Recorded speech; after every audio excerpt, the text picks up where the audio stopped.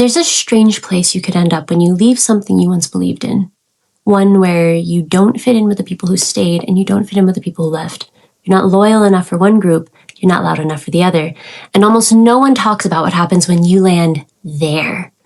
But if you did land there and you're thinking you might be in the right place even though others don't understand it, hi, my name is Crystal Mia. I'm in that place with you. And this video is for you. For context, the thing I left was a church, but I don't think what I'm talking about here applies only to religion. I think this applies anytime you leave something you are deeply converted to, especially when your friends, your identity, and your sense of safety were all wrapped up in it. Because when you believe something to your core, and then you don't anymore, you can end up feeling homeless in your own skin. And what do we do when we feel homeless? Well, naturally, we look for home. We start making choices about who we're going to be associating with moving forward and how we're going to react to the world around us now that things are different.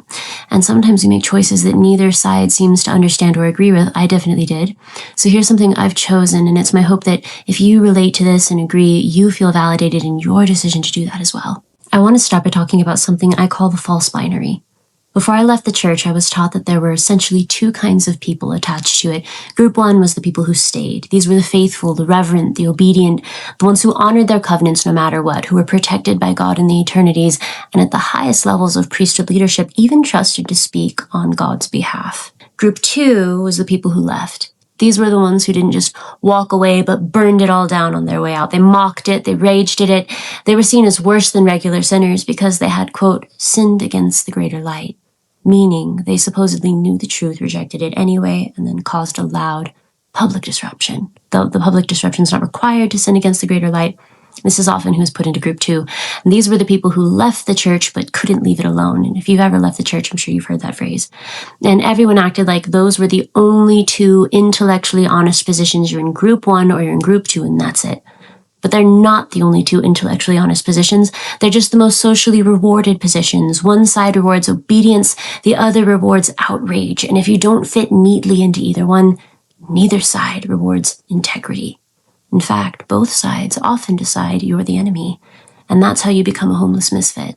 When I left the church and realized I didn't belong in either group, and that I was a homeless misfit now, I had to make a decision on how I was going to behave. I had left. But I didn't want to rot. I didn't want my entire personality to be what I had escaped, because that would still be giving the church authority over my life, just in another form. I wanted truth without surrendering my nervous system. I wanted morality without pretending harm didn't happen. I wanted to be honest without becoming cruel to those that had good intentions towards me. So I chose to reject both blind faith and blind rage. Rejecting blind faith for me meant that I was tired of mental gymnastics. Tired of overriding my conscience. I was tired of jumping through hoops to rationalize what was happening. I was tired of being told the church is true, but the people aren't, even though churches are made of people and the doctrine as a whole isn't much better. But I also decided that blind rage wasn't for me either. And when I say blind rage, for clarity, I'm not talking about justified anger. Anger makes sense. Anger is often the first honest emotion that people are allowed to feel after leaving. I'm not talking about naming harm or refusing silence. There is nothing hateful about seeing something wrong and standing up for what's right.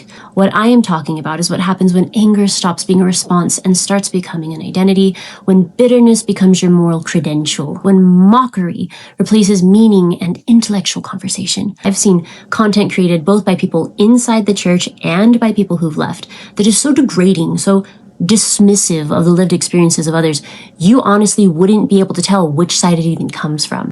There's a real difference between fighting for what's right and spewing venom. And sometimes refusing to pick a side doesn't make you a fence sitter. Sometimes it means you're done playing games that only work if everyone agrees to get dirty. Blind rage to me is when leaving the church becomes your entire personality, when the thing you escaped still gets to decide how you think, how you speak, and how you show up in the world. And honestly, I think having that happen as an initial reaction makes sense for a season when the church was your entire personality. It was everything to me at one point. But if I was miserable inside it, I didn't see the point in staying miserable outside it too. That just hands the system more of your life. It's got to end sometime. So I refused both. Blind faith and blind rage. And it turns out that choice makes people deeply uncomfortable. Because if you don't choose a side, you expose the lie that there are only two. And when you do that, the system fueling both sides loses. Both blind faith and blind rage are tools people will use to control you. So of course you making a bold decision to reject both is unpopular. How can they keep you in the cycle if you stop participating? There's something most people never realize about high control religions.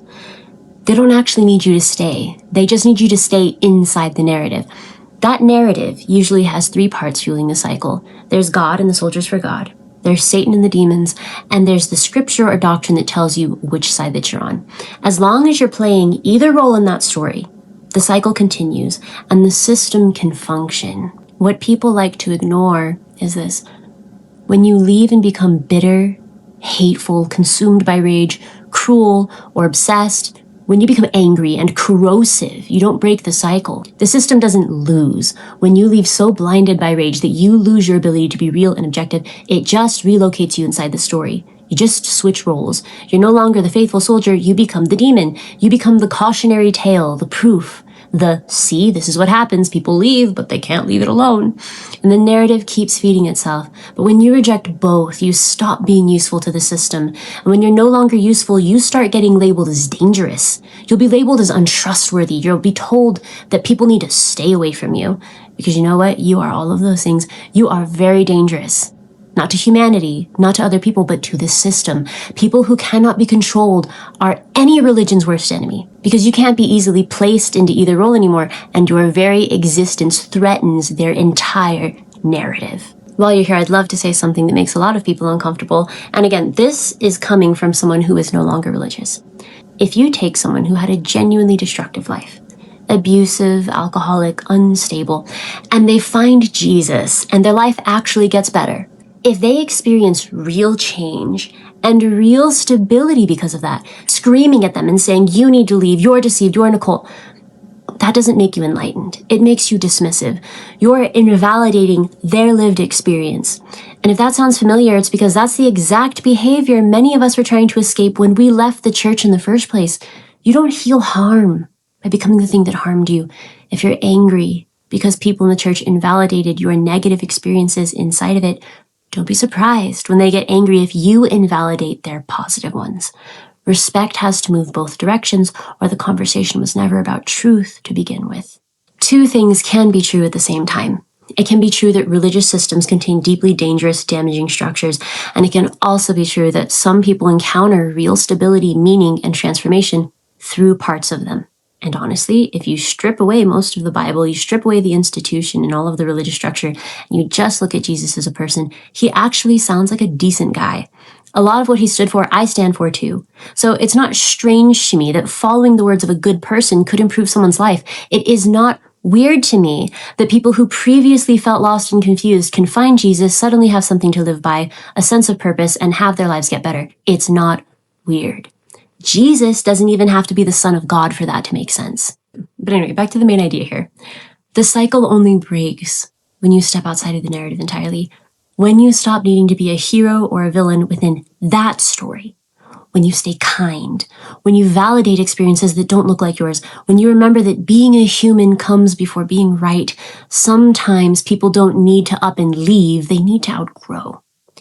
And you don't help someone outgrow a system by ripping away the thing that saved them before they're ready. You help by staying human long enough for them to see that another way exists. So let's say we're now at a point where you felt like a homeless misfit when you got here, but maybe now you're realizing that you're not alone. I'm here with you. And there are tons of other people out there who resonate with this exact way of thinking. You have a home now, but there's some stuff we gotta cover. Living here costs you things. You lose community you didn't realize was conditional, aka the members of the church or organization that you used to be a part of who you hope would treat you the same but don't. You lose the dopamine of outrage if you don't want to go that direction. You lose the comfort of being told what to think or even who to hate. And you become harder to categorize, which means you become harder to control. People who are not controllable are rarely popular. Essentially, you stay a misfit, but you do have a home. And you will be loved here, because this space is for people who left, but still care about maintaining their integrity. People who don't want to protect abusers or become professional victims. People who are tired of being told that moral clarity is too intense or that truth has an expiration date based on who it inconveniences. If you've felt homeless since leaving what you believed in, you're not lost. You're just not playing the same game anymore. I'm not here to tell you what to believe. I'm here to say you don't have to trade your conscience for belonging. And if that sentence makes your chest feel lighter, that wasn't an accident. This is the room you weren't supposed to find, but you did. Welcome.